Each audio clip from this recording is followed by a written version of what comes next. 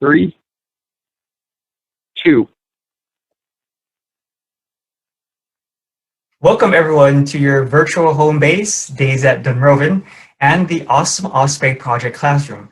This is Michael Academia, soon to be graduate from Humboldt State University in California, and soon to be graduate teaching assistant at the College of William and Mary in Virginia. Before I introduce a champion and hero, not only for ospreys, but for wildlife, I would like to really extend a welcome to you and for you to engage in this broadcast as like a conversation. So please use the Awesome Osprey chat dialogue. If you get lost in the website, there are folks there who can lead you to that chat dialogue box.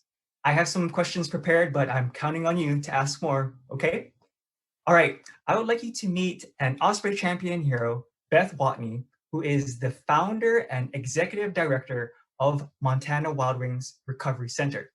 She has been rehabilitating wildlife since the 80s and also founded Wildlife Return, which is another rehab organization.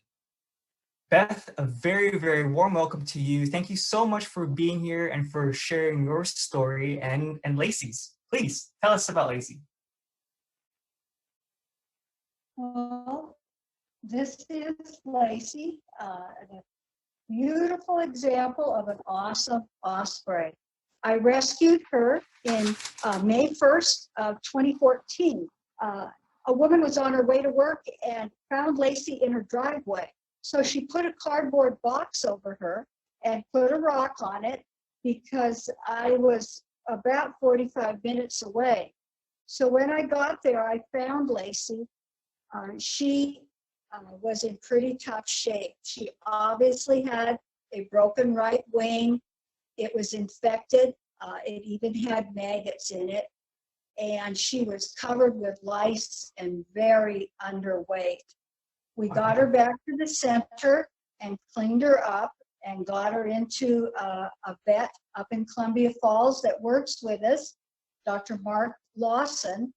And we cleaned the wounds and started her on antibiotics and scheduled a surgery to remove that diseased wing, as there was no way to save it. She was placed on a good fish diet, and in about 10 days, we were able to remove that wing. And I then applied to the Fish and Wildlife to use her for education. She was just coming on a year of age. And being that we had handled her so much, she was really quite calm and used to being around me. Being that osprey usually don't make good program birds. They're usually easily agitated and very restless. I ended up submitting a video to the U.S. Federal Fish and Wildlife in Denver, showing her demeanor and having people walk right up to her and showing how calm she was. And they finally granted me an education permit to use her. She does about 25 plus programs every year. And she's traveled the state of Montana as far as Ennis to give a program.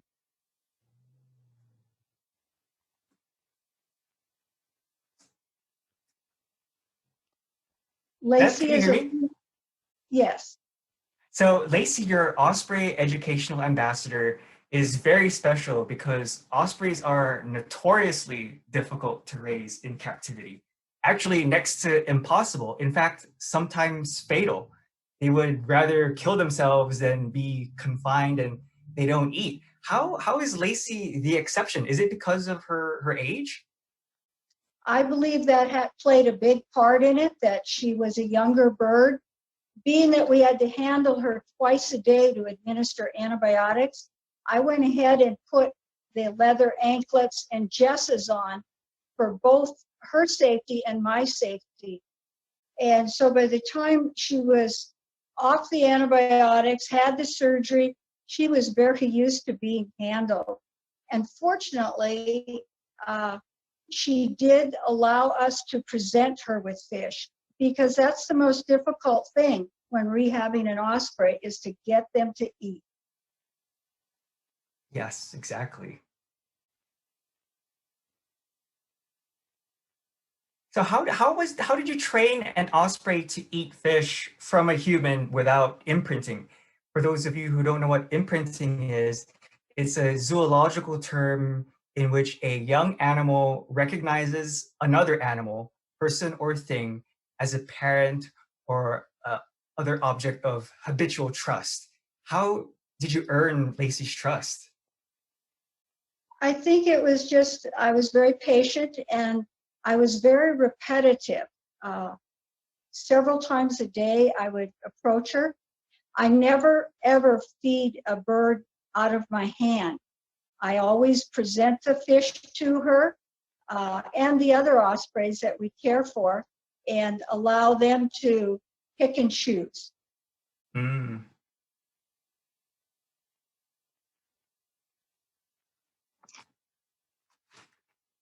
Oh wow, you can see the wing there.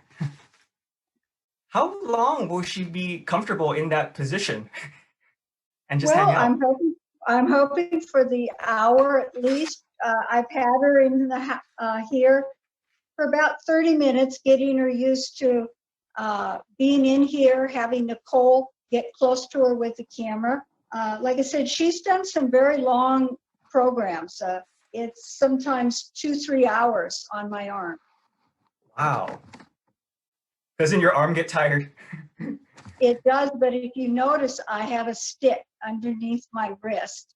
She weighs Ah, 3.9 pounds, and I can do that for about 20 minutes. But after that, I use this prop. yeah, that looks really helpful. So one of the goals for Montana Wild Wings Recovery Center is centered about education. And some birds are unreleasable. And when they tolerate human contact, you can train it and you can use it to help with educational programs. You mentioned earlier that you needed to submit a video. What was the criteria that they needed to see in order for Lacey to be an educational ambassador?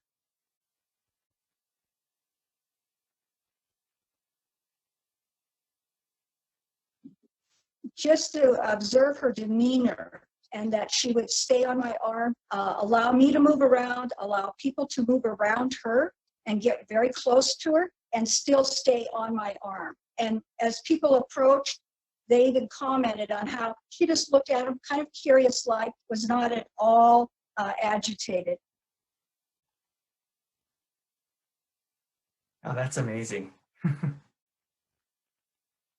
She's actually my second osprey. I'd had one previously.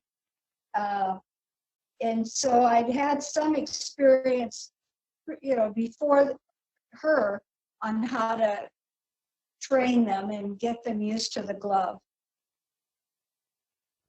How much fish does she eat and is it expensive? She eats about 400 grams a day, between 300 and 400 grams.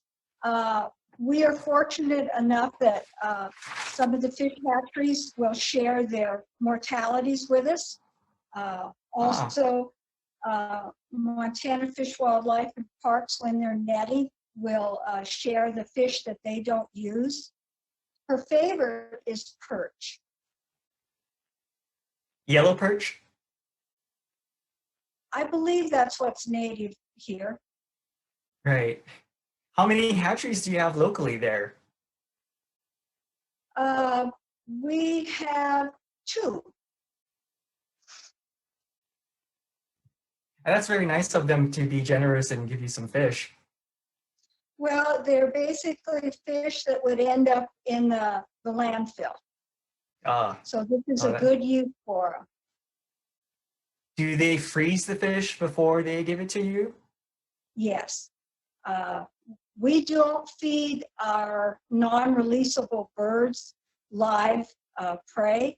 When we have young birds that we're training to hunt or fish, we have tanks that we have a oxygen pump for, and we buy live fish from a hatchery down out of Ronan, and then train them to hunt that way. Huh. And is it an effective way to retrain them and get them ready for the wild again? Well, so far, when we release a bird, we release it somewhere where we know it will be able to be observed. We've done the fishing training with bald eagle chicks and osprey chicks. And so far, we seem to be very successful. We don't know of any birds that have ended up grounded and starving. Wow, that's so awesome. So another goal for Montana Wild Wings Recovery Center is to always release animals back to the wild after treatment. But there are a lot of factors that need to be considered in order for them to be released. And that's all centered around the bird being able to perform at 100%. But Beth, what are those, what else, what are the factors that need to be considered? Well, they need to be able to have very strong flight. We have two different flight rooms. One is 40 feet long that we use for the smaller birds. And then we have a 100-foot long flight barn that we use for the larger birds. And we make sure that they're flying very strong, that they're landing on a perch and they're not falling off. Those kind of things are what we look for before we release them. Mm. So some of the causes of these common injuries, I read that broken wings and permanently damaged eyes are caused by impacts with cars and hitting house windows. Are there other injuries that we should be aware of, and how can we help? Well, here in our area, 90% of the birds that we take in are vehicle strikes. Wow, We get a that's a few lot. lead poisonings, unfortunately, a few gunshot wounds, an occasional barbed wire fence, but most of the birds are vehicle collision. Now, are the roads, where on the roads are they getting the accidents? Is it just all types of roads, highways, back roads?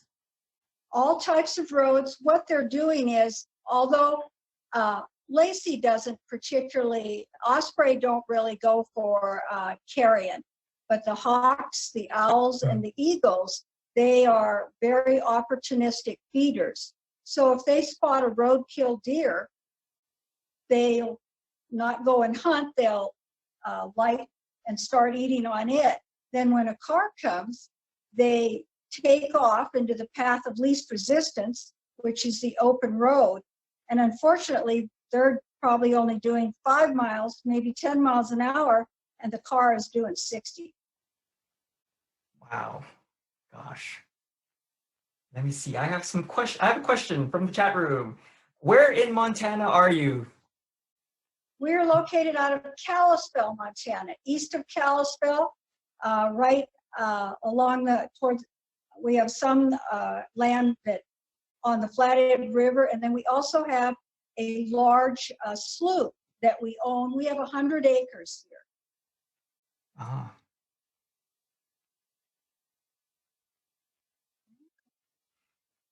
So we've been talking about injuries, and I wanted to talk about osprey injuries. I know on social media, sometimes there's lots of references to fishing line and baling twine. How dangerous are these for ospreys, and do you encounter them a lot?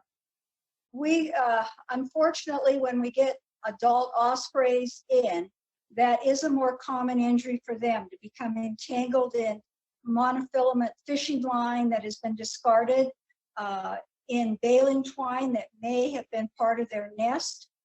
And they end up hanging from the nest cracked. So we end up, we've rescued several and been able to get the twine or the line off of them and release them right away if they look in pretty good shape. Unfortunately, some of them have been trapped for a prolonged period, so we have to bring them in and rehydrate them, maybe feed them up for a couple days before we take them back.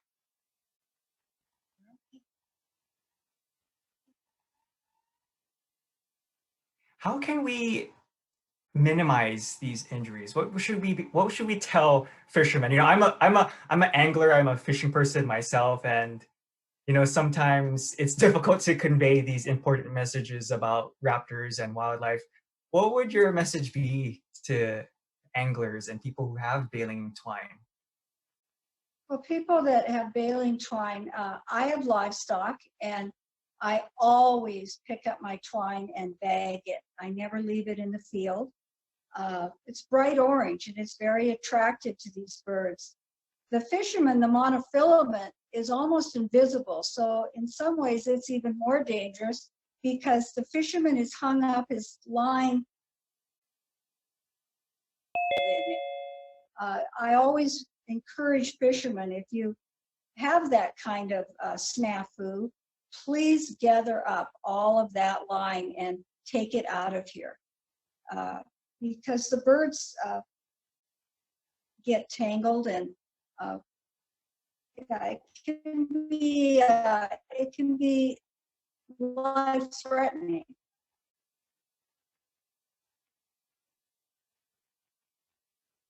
Yeah, definitely, especially with the hooks too. Have you encountered lots of hooks and treble hooks?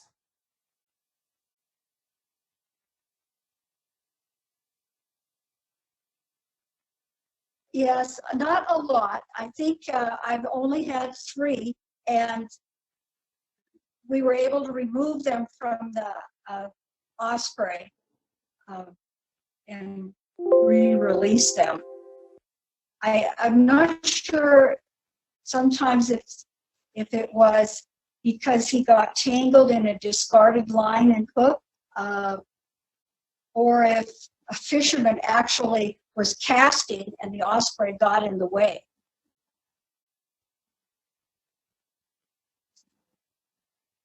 I'm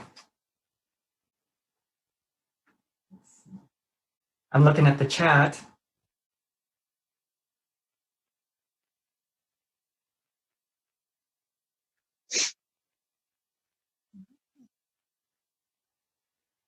Yeah, sometimes, you know, these accidents, they just do happen. Some of the comments have been about ospreys being hit by a car and water being too shallow. Beth, did We've you also have? had an occasional osprey who is the victim of an altercation with an eagle.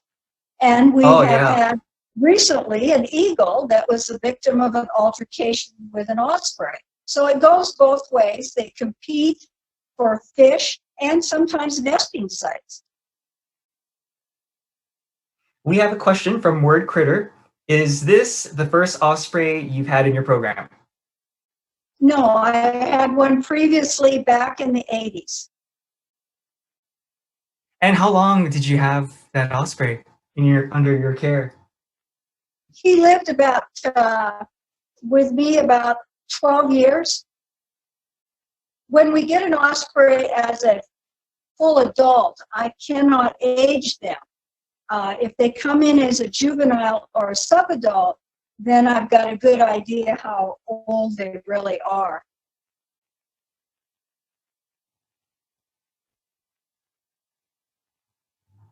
We get in probably 3 or 4 adult ospreys every summer, and some summers we'll get in as many as a dozen juveniles that have had some type of misfortune. Mm. Beth, I wanted to get to share more information and history about you. You know, you've had a long history with rehabilitation and with wildlife. You started as a you were a young mother and also a physician's assistant. How did your passion and your love for wildlife evolve? And how did that evolve into the Wild Wings Recovery Center? Well, when I moved to Kalispell, I began raising waterfowl and game birds as a hobby. I had ducks, geese, and swans from all over, and then several species of game birds. And in 1983, a man passed away in Libby that had a golden eagle and a great horned owl. And because I had a federal migratory bird permit, Oh, the headquarters in Denver contacted me and wanted to know if I could take this eagle and this owl in, as the widow really didn't want them. And I didn't take them up on the offer. About the third phone call, I gave in. I said, okay. And they promised it was only going to be temporary. And that eagle lived until 2005. wow. So That's a that's long why, time.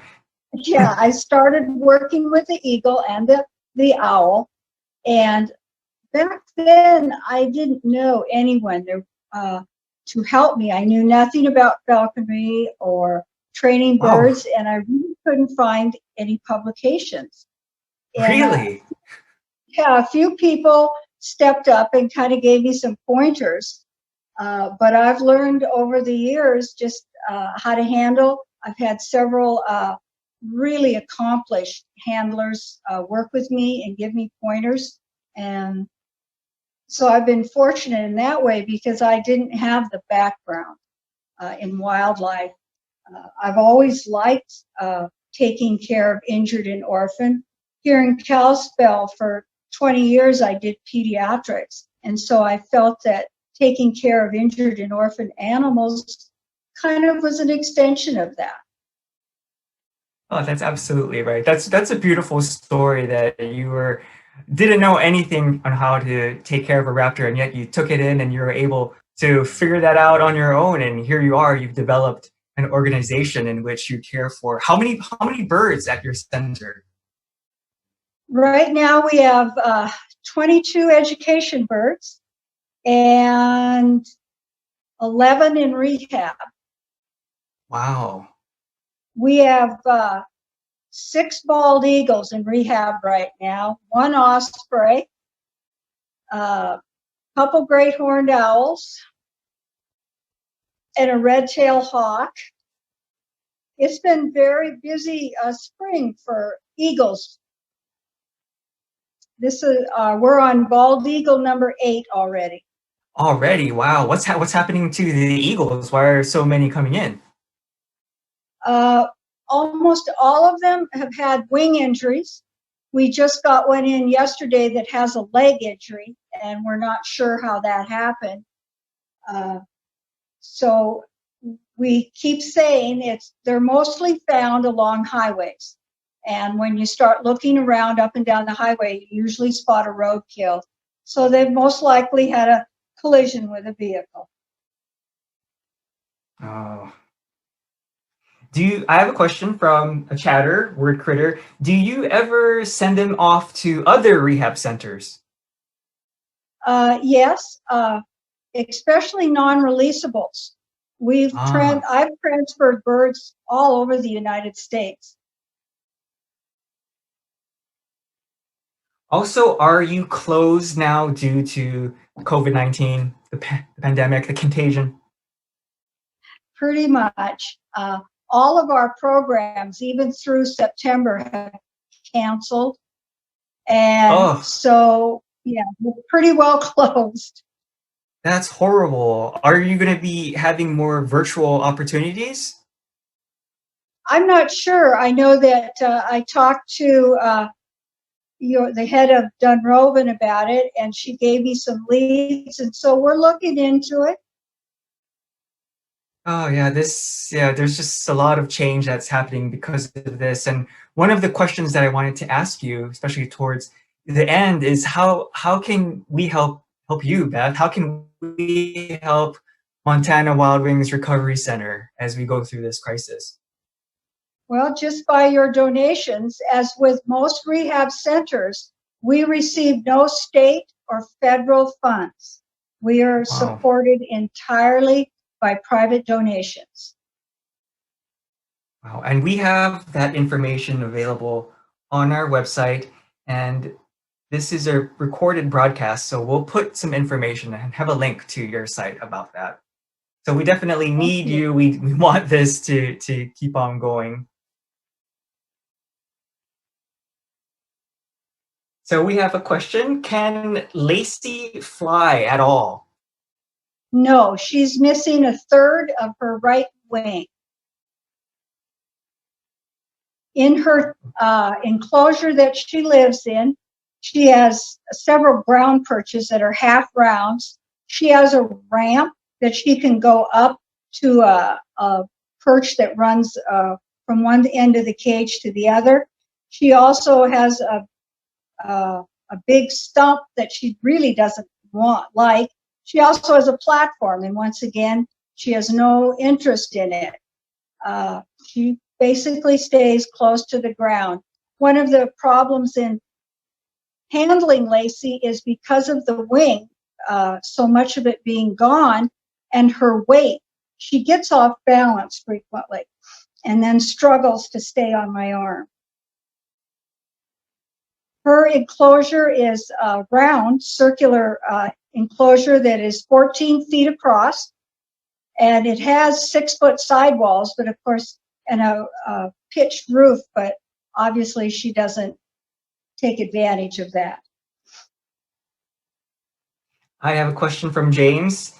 Do you know Kate Davis? I have met Kate, yes.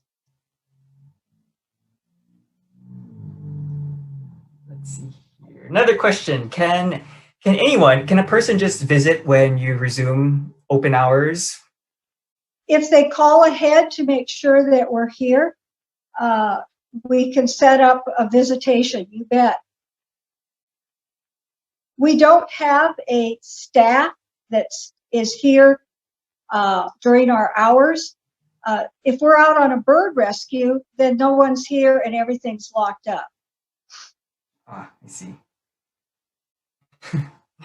Someone just asked is if your arm is ready to fall off. No, I have this, it's a shooting stick that people that shoot rifles, you see it? Huh.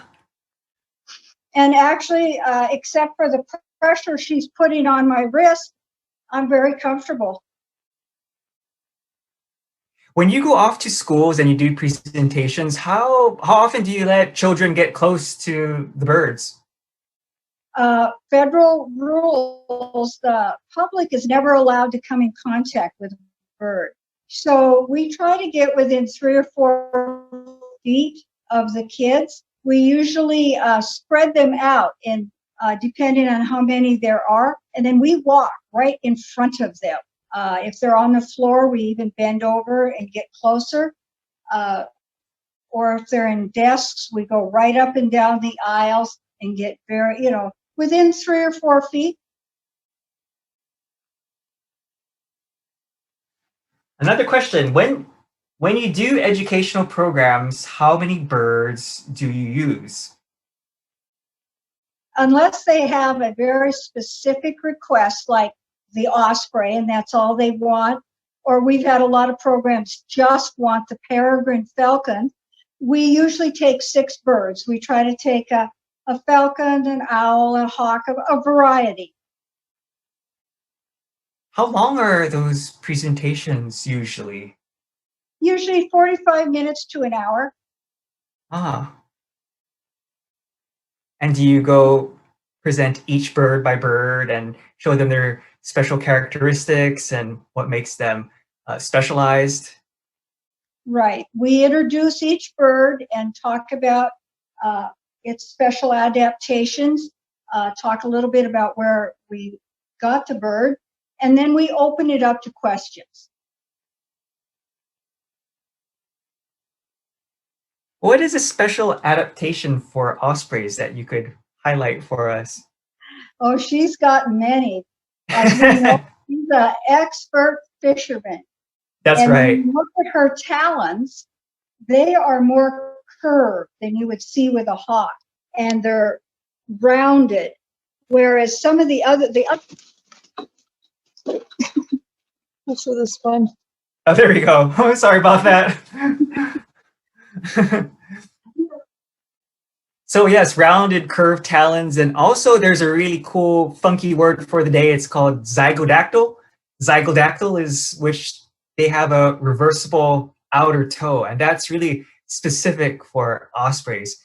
So that when they catch the fish, they're able to maneuver the fish head forward so that it makes them more aerodynamic, and that's one of the really cool adaptations they have. Yeah, their outside toe is reversible, just like ours. Oh gosh.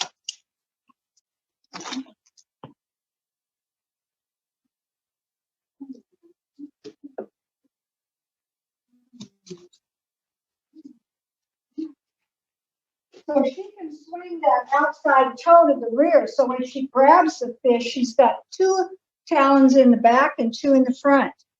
And they also have little treads on the bottom of their feet called spicules.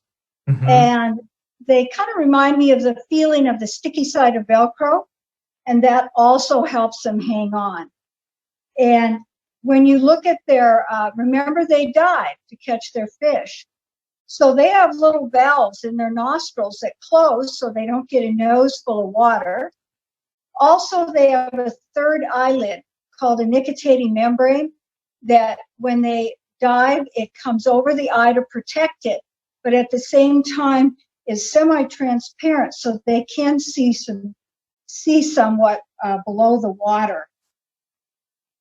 They also have a very active oil gland, a preen gland, to keep their feathers well oiled so they don't get waterlogged with all that diving.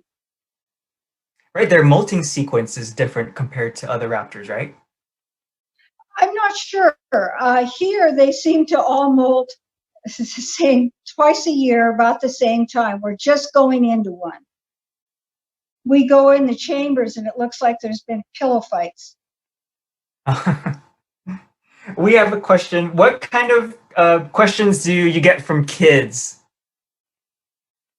Depends on the age group. The younger the kids, the most important thing is she a girl or a boy? How old is she? How much does she weigh?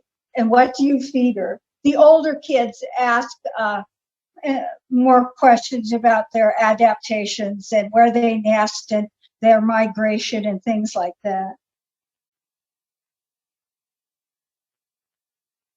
Okay. Have you ever heard any case where someone used an osprey for falconry? Is that even possible? Not to my knowledge. I've never heard of that. Osprey, to me, there are independent thinkers. Very. I'm not sure if you let it go to get a fish, it would bring it back to you. Yeah, it would just take the fish and take off. It wouldn't go back to you. There'd be no reason. So I noticed that Lacey keeps looking at you a lot. Is that for reassurance? And it is. All the Ed birds, when they're on your arm, focus on you.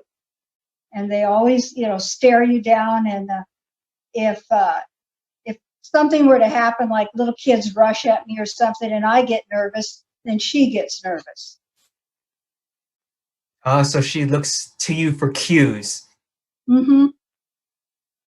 And does she get more nervous if there are more people around? Do you limit the amount of people that can see Lacey? No, I've taken her to programs here in Kalispell in the fall. They sometimes have a bird of prey festival up at Lone Pine Park, where last year we had 800 people there. Wow, that sounds like a really cool festival. And we have it roped off so they can't get, too close to us, and she just goes with it.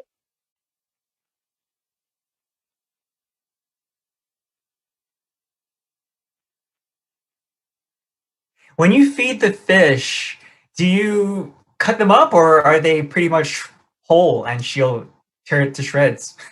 They like them whole and they don't want them clean. They want the whole fish. Wow, And really? yeah, she'll kind of pounce on one and then start ripping it apart. We've had tried to give them cut up fish or fillets, and they just look at it and won't touch it. Oh, that's so funny.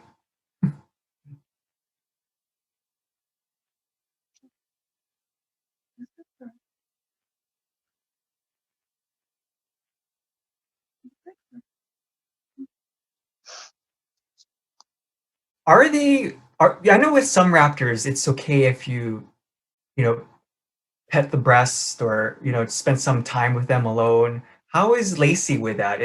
Does she tolerate any touching at all? No, none of Oh, our wow. Edwards do. We don't touch them. We touch their feet because of their jesses and anklets, and we oil them. And then, of course, we have to trim their talons and their beaks. But no, they don't like to be stroked or touched. Wow.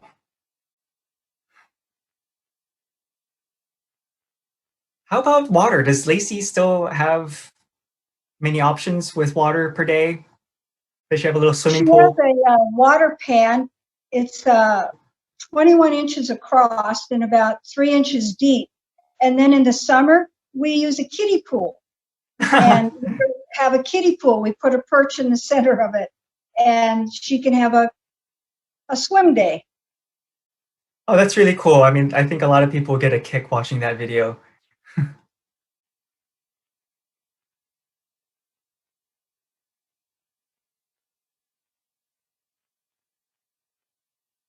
I'm not sure. I've never seen a video of an osprey in the wild taking a bath, but the raptors here, when they take a bath, I mean, there's water everywhere. They can throw it 6 feet, and they're just having a ball. Oh, that's awesome. Yeah, no, it sounds like you're really busy there. How many volunteers are at your center? We have 12, and we have 3 new ones just starting. Oh, great. And they're able to work there right now. You Right. need the We help. start all of our volunteers by cleaning the chambers where the birds live, and then we teach them to feed, what each bird requires, and how to present it to them. And then if they're interested and comfortable, we start teaching them to handle the birds. Do you need any previous experience in order to be a volunteer? No, I've found over the years that my volunteers are about 50-50, and if they have the real interest and the aptitude, they do just as well as some of the volunteers that maybe have a background in wildlife biology. I have a couple volunteers that have handled raptors previously, and of course then their learning curve is very short. They step right in and start handling after a very short time. The other volunteers, some of them, they don't get comfortable with the birds until maybe a year or more later, and then they'll express an interest, and we usually start them with like the small owls or the small falcons. Question from the chat room. Do you have any idea when you will be able to open back up to the public? No, it depends on Governor Bullock. And how Right big now, is your...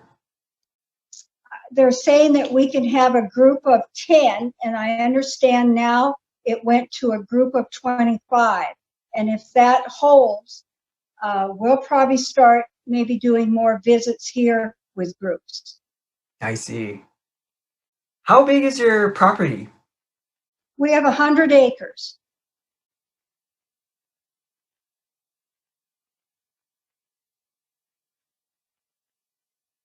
So I wanted to go back to the volunteers again. What would be like the main things you would warn a volunteer, like the main things to be careful of if someone wanted to volunteer?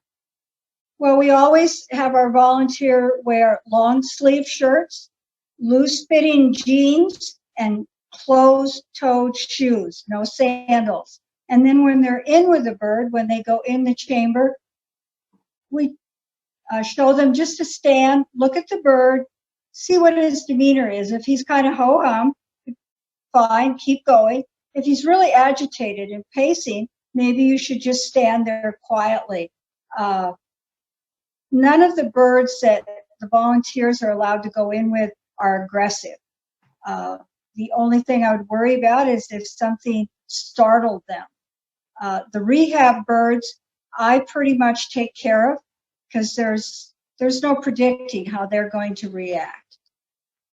Oh, I see. So you gauge the type of personality the bird has before you allow someone else to interact with them.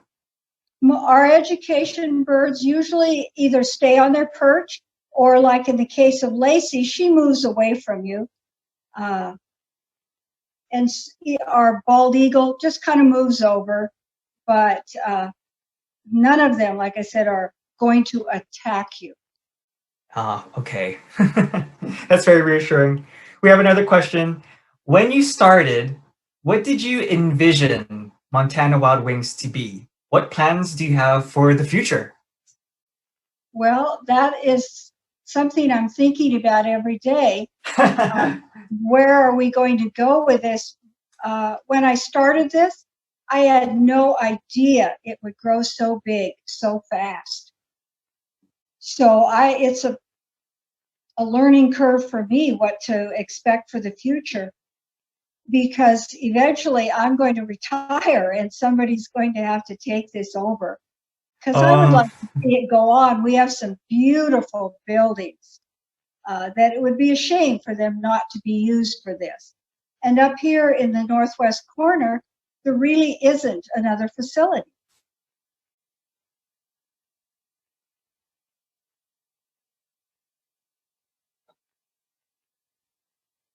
When are you going to retire? We need you. Well, I tried to retire once. It didn't work. You started another organization, didn't you? Well, and now with the volunteers, I have stepped back somewhat, and which has been nice. And they're doing much more of the handling and the programs. Well, I imagine it is probably a lot of work, especially if you're thinking about expanding and finding someone to take over. Well, right now we're trying to finish.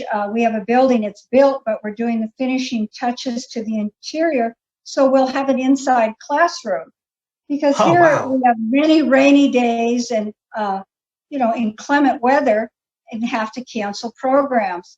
Also in the summertime, we do quite a few. The senior citizen centers will bring little bus loads out, and they can't stand to be out in the sun on our bleachers. So we would have an inside facility. Oh, that's right. How often do you go to retirement centers to showcase the birds? There are about 6 that use us every year, and there are some of the more acute care nursing homes where we take in the small birds, like the little pygmy or saw-whet owl or the kestrel, because we can go right in their rooms, because they can't come out to the general purpose area to see the program. Oh, that's so amazing. I wish things would get back to normal soon, because that's such an incredible resource. And I'm sure that makes everyone's day. They really seem to enjoy it.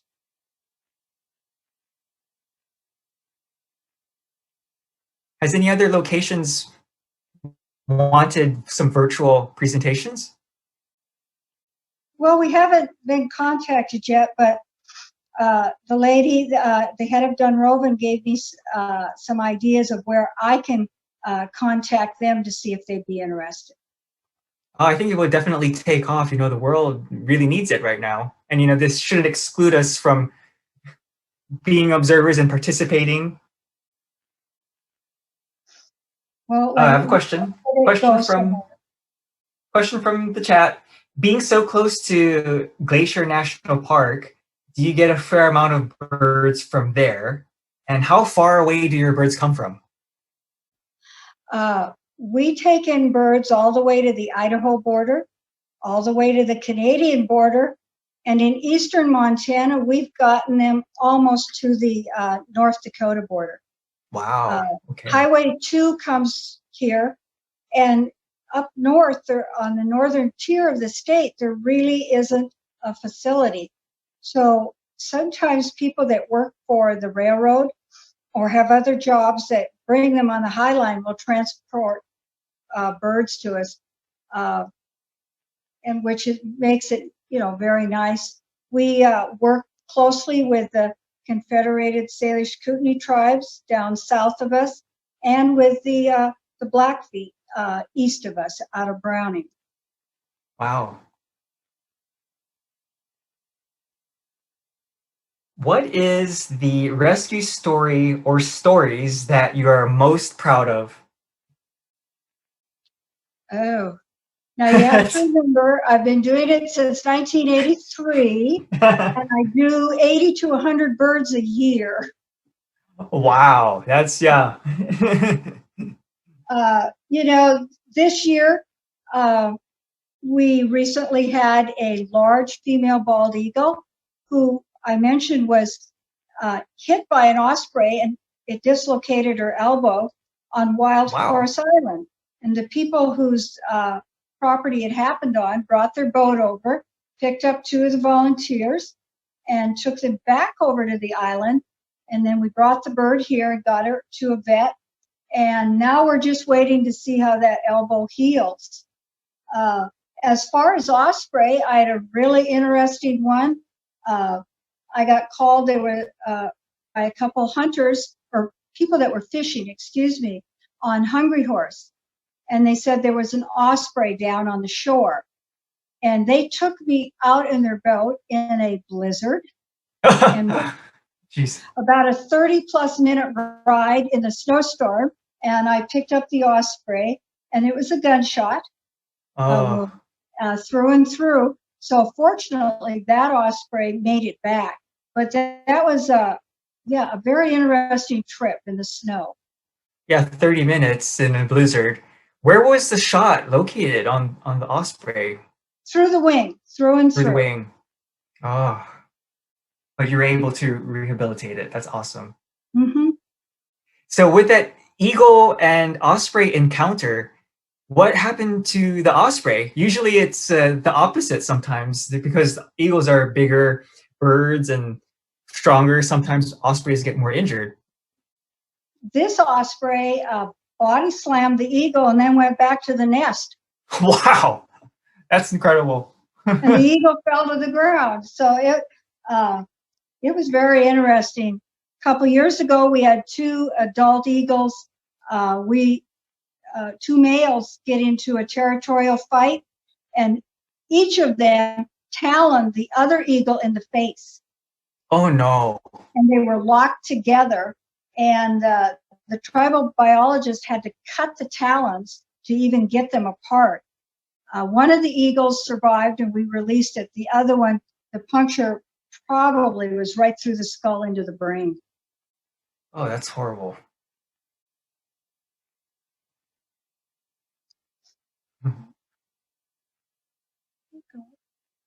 In terms of personality of birds, what raptor are the most easiest to work with?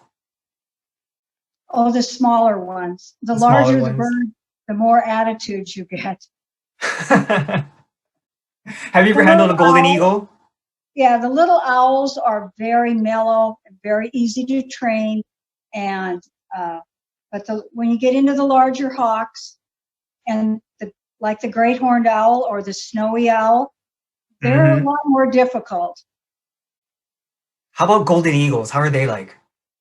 I've only had the one that I trained, and she was fairly difficult because she was in her 20s and had never been handled. Oh gosh. She'd been taken from a nest when it was legal to do so, and the man just kept her in a aviary and didn't work with her. So it was a little bit of a tussle.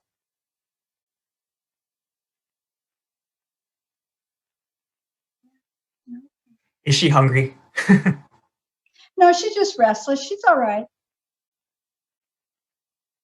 How vocal does she get? Every morning, she chirps and food begs, as does the bald eagle. The minute they see me come around the corner from the house, they start in chirping. And then we have a ferruginous hawk, and she starts chirping. So in the morning, everybody wants breakfast, and they wanted it 10 minutes ago. Oh, that's so cute.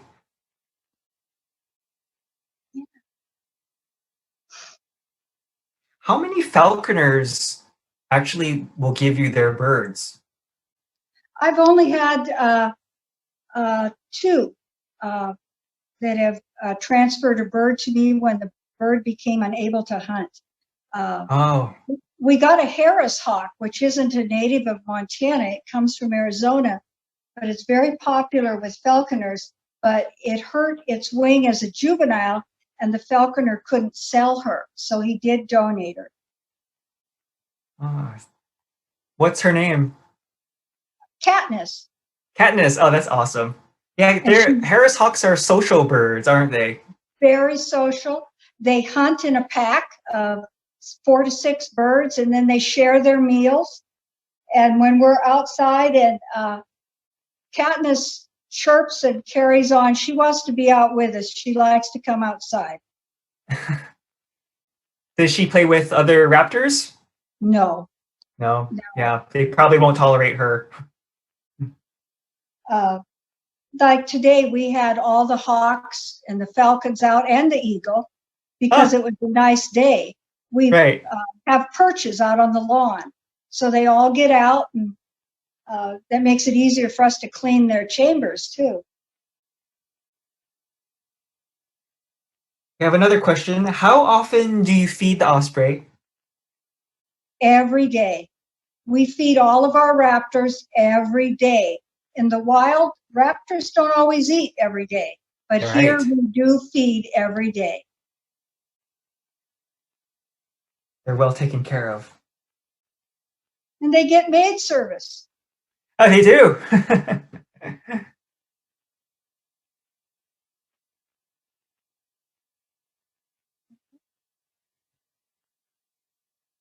Well, it's just so lovely to see Lacey and you, Beth. And we're almost done with our little broadcast. And I just wanted to ask again, how can we help you, Beth? How can we help Montana Wild Wings Recovery? Through donations. Through donations. Okay. And both our website and our Facebook page has the ability to take donations. Great. And then keep us in mind for programs if we ever get back to normal. Oh, that's definitely exactly. Or even like virtual programs, we'll definitely keep you in mind. Our audience will know. Oh, more questions. They want to know how many fish you feed Lacey per day. We feed by weight. Lacey gets 300 to 400 grams of fish every day. Each bird is fed by according to how much they weigh and what their normal intake should be. Got it. Any more questions, anyone from the chat? Now's the time to ask. We weigh everything we give them, plus every morning we pick up everything they didn't eat and weigh it. And that's how we can track how well our birds are eating and doing.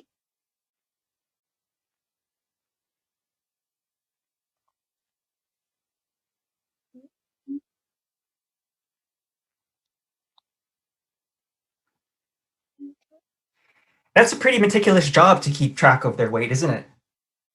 It is. We weigh, if we see they're not eating all their food for several days, we weigh them. Also, we keep track of their weight for medications. West Nile virus vaccination is coming up in June, so we'll weigh them again to calculate the dose. West Nile virus, how many cases of that do you get? I've never had one, and I I had talked personally with Dr. Pat Reddick at the University of Minnesota Raptor Center, and he's the one that kind of helped me figure out the doses for all the different, birds like a pygmy owl up to the eagle, and recommended us doing it. We do live here on this backwater, this slough, and Oh gosh, that's right. And I know the state has it, and I vaccinate our horses against it. So it made sense to keep up with the vaccinations for the birds also. Do you think you're going to see more increases of the West Nile virus? I don't. I think it's all dependent on the mosquito hatches. Well, I hope that that'll be mitigated and the West Nile virus will be controlled. We don't need any more viruses, No. Well, thank you so much, Beth, for sharing this space with us. Thank you, Lacey, for being there. It's just such an amazing thing to see. I know I still have lots of questions. I just want to go over there and hang out. You're welcome. I'm sure everyone will definitely too. Would love to go there and visit and support you any way that we can. But everyone who's watching, you don't have to wait until you go there to support them. They are looking for donations and let people know that they are there. They need the help. And thank you so much for attending this broadcast. And I'll see you next week. Next week, we have a special guest, Dr. Rob Beauregard, who has written a book called Bell's Journey. And he is also one of the world's top leading scientists, not just for ospreys, but for raptors. So very excited for that. Thank you, everyone. Thank you. Thank you so much, Beth. Okay.